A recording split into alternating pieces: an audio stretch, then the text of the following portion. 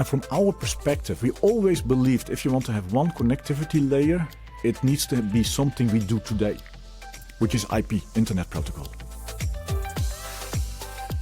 Matter is a new standard that's making it easier for IoT devices to talk to one gateway and to each other. Today on The Signal, we'll talk to Genexis about why Matter matters. Welcome to The Signal. This is Martha DeGrasse again, here for Wi-Fi Alliance. This is our podcast where we give you the inside track on Wi-Fi. These are meant to be smart conversations with industry leaders. And today, we are happy to welcome Jan Bausch. He is Head of Business Development at Genexis. Jan, welcome to The Signal. Thank you. We are here in Sweden. It's great to welcome another Swedish company to the podcast. Yeah. All right. I think Genexis is a company that some people may know and some not. So let's start with an overview of what you do. Oh yeah, that's a good start. It's actually a Swedish-Dutch company. Our main focus is fiber to the home. So Okay. also really optical network termination, not relevant today. However, it's relevant that more people want to have fiber at home. And the more fiber, the better Wi-Fi in the future. So that's a combination that's getting more and more. And also the Wi-Fi Alliance is pushing more that combination of strength. We do also gateways, but then in-home gateways. In-home gateways for the service providers. And that is a business that is growing. Currently very much focused over here in Europe. However, maybe later at other places. We are relatively small, private owned. As said, headquarters over here in Stockholm, in Sweden. The other headquarters is in Eindhoven, the Netherlands. Okay. And we have a couple of entities around in Europe. Okay. Thank you very much. Great overview. Today, obviously, we're going to focus on your gateway business since this is the Wi-Fi podcast. Yep. Within that, I think we're going to talk mostly about IoT. Wi-Fi has been a big enabler of connectivity for people for years and years, but IoT is growing fast. And I think that you have a good perspective on that. What are you seeing in your business with connecting devices in a smart home? This moment we don't see that much. Okay. However, there's a lot of talk and there's a lot of interest. We can, of course, speak about the smart Wi-Fi. People tend to speak about smart Wi-Fi when it's for IoT. In general, those are devices that's already there. It's just getting more and more used.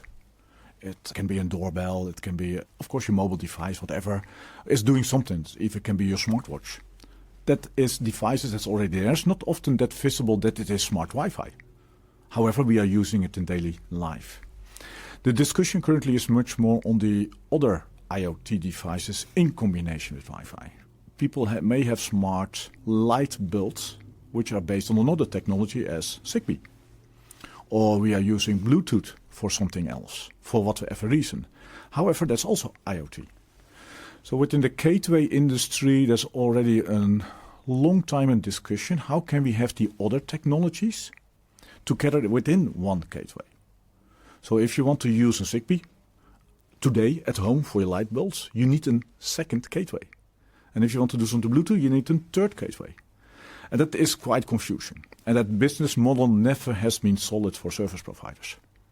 Is that something that you're involved with or just paying attention to the dialogue? Much paying attention to the dialogue and paying attention to the questions we get today. So we have service providers as our customers, so we don't sell directly our gateways. It goes via the service providers. Sure. And we see their interest if that is the next thing. Should they bring it into a tender? Till now, it's only what we call request for information.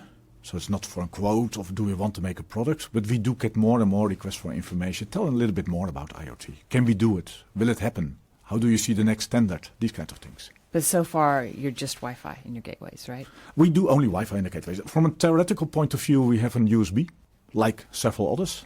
And you could stick something else, like a Zigbee or a Bluetooth or whatever, in that USB dongle. Oh, that makes sense. Do you see more devices connecting directly to Wi-Fi in the home in the future, or do you think that this multi-connectivity standards will continue for a while? Yeah, that's a good question. The first part of the question is, yes, I do see more and more. That is unavoidable. But I guess all the connectivity standards are getting more devices, not just Wi-Fi, right? Yeah, it's just more devices and everybody's...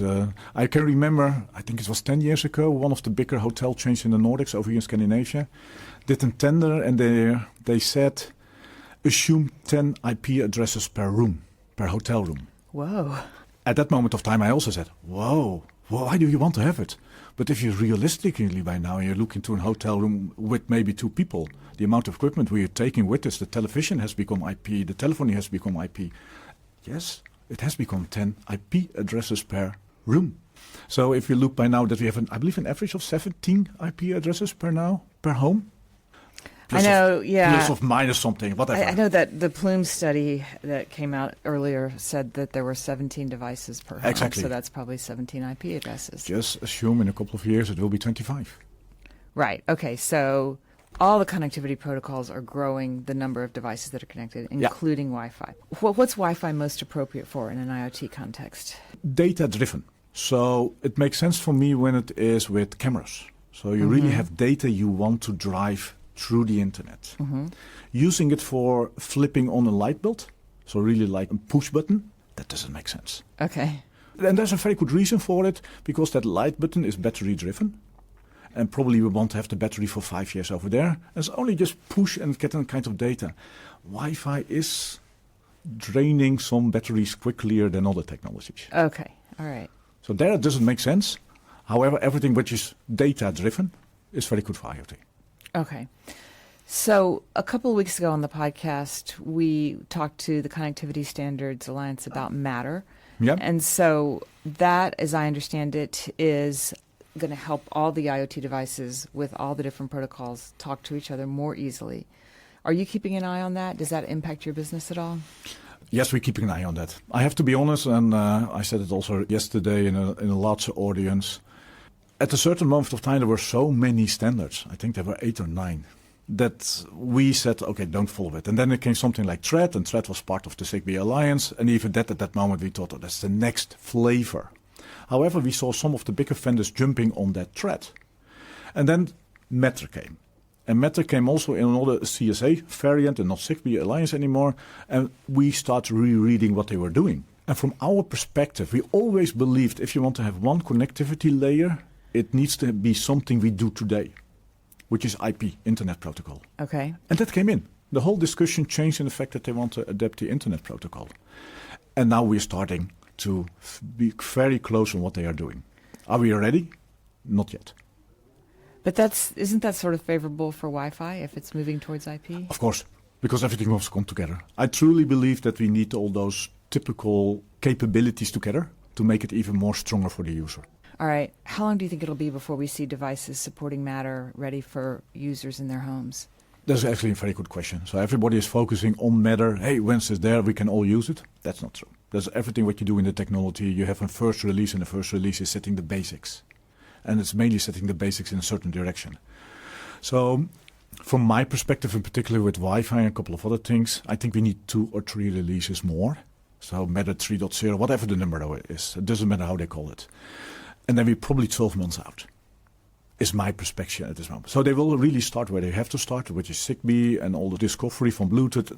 Everything is there. However, the substantial part, in which you can all use it like genexis in their gateway, now that is still out. There's still work to do. So if you use it in your gateway, does that mean there's less need for what you were talking about earlier, the RFPs that would ask you to include other connectivity protocols in your gateway? Once it's there, it's there.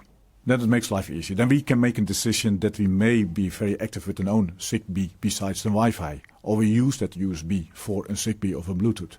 Now the things becomes then easy because it's one platform. Just click in from a theoretical point of view, and then it should run. We don't have to do that much anymore as a gateway vendor. So you're looking forward to it, I'm guessing. Yeah, okay. That's the reason why we're following it in detail. But we also believe that in the first release to come, or to happen, it won't be us yet. It's still a couple of things to do. So a couple of releases, in terms of time, how far out do you think it is? 12 months. 12 months out, Yeah, okay. yeah. And then in the interim, what are some ways that as a gateway provider in the home you can differentiate yourself to your service provider customers? Just to follow. From the Wi-Fi perspective, of course, we follow the latest standards, and we follow what kind of smart devices are getting onto the market. And keep in mind that in-home gateways, Wi-Fi gateways, are acting differently than the enterprise Wi-Fi access points. So the demand on a gateway is always a little bit limited than we do on the enterprise access point. However, it's also very delayed. So if I look to an enterprise access point, it probably takes 1.5 years before you see the same kind of capabilities, feature set on a gateway. Okay. So there is already a natural path of delay within the business I am. Okay, that's interesting. Okay, and what about security at the gateway level? Is that something that you're involved with? Yeah, there are two main discussions by now in the gateway software. So people like to enable gateways as an extra service element, particularly service providers. So you have your basic gateway, and now we want to offer you other services. And one of the other services is security, absolutely there. And we have seen multiple variants. So we have seen variants of service provider really pushing it. So you buy this, it's part of your gateway. And then we have seen variants where it's an optional to buy this service within the gateway. However, particularly on security, we're a bit surprised. We're around 10%. So if it really becomes an optional, then only 10% of the users are taking that option of security. Why do you think that is? I think it's pure education. Or maybe because they think their security is at their device level, so they don't need it. I think it's a learning exercise. We come from a world where we put our security capabilities on a laptop, on a device or whatever, rather than on a central element. Yeah. Because we carry this device with us, and we want to be secure at the coffee shop, at our office, Correct. wherever. So they need more education about why gateway security, just having it on your device is not a substitute for having it at the gateway level? No, particularly not when you bring IoT in your house or smart devices. So that device on itself, a mobile phone or something like that, is well secured. Don't assume it always that the smart Wi-Fi device is well secured. So IoT is just increasing the attack surface in the home, and demanding even more the security part of it. So the capabilities of having more services on a gateway will come. The speed we don't know. There's a lot of discussions on several services you can offer in a gateway. However, the core business of service provider is to offer a connectivity at a certain price. And that makes it sometimes different. Right, so layering on too many services makes it hard for them to compete on price. Is that what you're saying? Yeah. Because I know analytics is something we've been hearing about a lot, and that's another thing that they can layer on at the gateway level, I think. Yeah, the question, of course, is what is an average end user using analytics? That is for the service provider to analyze what's going on in the home and then aggregate that information. Yeah, but that's for them and for the industry. It's not for the user. The user don't want to pay analytics when they are going to use it. Right. So the question is much more, what is an end user willing to get out of a gateway and willing to pay for it? Right. Well, I mean, I would think that perhaps when Matter is ready, a year or so down the road, end users will value that because there is time wasted as people try to make their home devices interoperate. Yeah. We can imagine that Matter, or whatever the name then is within a gateway, is an option. So you really, if you want to have your light bulbs or whatever with a Zigbee or Bluetooth, and you have that capability in a gateway, and you really want to use the whole ecosystem, that can become an option. So you buy for, I don't know, €5, €10, dollars per month, that capability within the gateway. So you said whatever it's called in the gateway, will it maybe be branded differently or will each service provider have their own way of branding it, or how will that? We don't know yet. That is a very good question. So Matter is a name we are using in the industry, and we do understand what Matter is or what Matter matters. If the average end user will understand it, IoT is by now a standard name. So most of the people where you ask, hey, have you heard about IoT? They say, yeah, we know Internet of Things. Or at least they know that there is IoT. They don't know it's Internet of Things. But giving it a name which is commercially accepted, that's difficult. Sure, yeah. Although I think a big part of it is controlling entertainment devices, smart TVs and smart speakers. And I'm not sure, does everyone tend to think of those as IoT devices? No. I think consumers think of what you were talking about earlier, like light bulbs and doorbells. So I don't think an IoT branding would be the way to go, but it'll be interesting to see how it all plays out. I don't know. Yesterday I heard a couple of examples on the smart TV and how to use the smart TV when the doorbell goes, and then a warning comes out. I'm pretty sure if I tell that to my family and with my friends, everybody will go, why? So there's a lot of things to come, and I think, of course, there's cultural differences between how we accept IT and what we are willing to do with it. Yeah, that's true. That's true. But I do think there's a growing awareness among consumers of the threat to security that comes with connecting so many devices to the Wi-Fi network. So maybe if they perceive this as part of a way for them to at least have more control of what's going on, that's one step towards a more secure home environment. I don't know. Good question if there is really awareness. That people are aware, and particularly when something happened, it's not happy in their network. Media messages helps sometimes. However, I'm still very surprised that I see baby phones or whatever camera systems in the apartment block where I live, which I easily can detect that they are there. I'm not accessing them at the moment, but I am able to detect them. I see. Yeah. Still a couple of things to do in the business. But for most people, when they bring your gateway into the home, it's just the Wi-Fi. That's the word that they typically, it's just, that's how I get my Wi-Fi, and the Wi-Fi is the internet for most people at the end of the day. Yeah. What other market developments is it really important for you to be following right now as a gateway vendor? We have to look in multiple aspects. A Wi-Fi Alliance is one of them. However, if you really want to roll out a gateway in the industry, you have to do broadband forum too. So that's the way where you do mass rollout for service providers. The nice thing about the Wi-Fi Alliance, they define feature set, but that doesn't mean automatically it comes into a home gateway. Okay. There's two different worlds. So as a gateway vendor, we follow very much the elements or the activities of the Wi-Fi lines that make sense for gateways. And that is the easy mesh. Easy mesh is really what's happening by now in the gateways. Okay. And finally, there are elements like data elements or activities within the Wi-Fi Alliance that also merge into the broadband forum. Because what we are doing in the Wi-Fi Alliance helps the gateways become better in the information that Wi-Fi provides for the network operator. Okay. And then we have to pick it up from a broadband forum perspective and build it in their own standard, which is in TR. It's called TR. I won't explain it all those things. However, it's very relevant in the rollout and the service to be added for the user in the end. Excellent.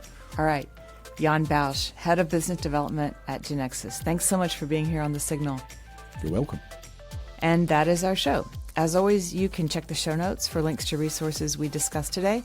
And for all things Wi-Fi, head to y-fi.org. That's Wi-Fi Alliance.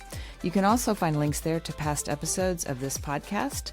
We're also available on Google Podcasts, Amazon Music, and Spotify. Search for The Signal Wi-Fi Alliance. Thanks so much for listening. Join us again next time for The Signal.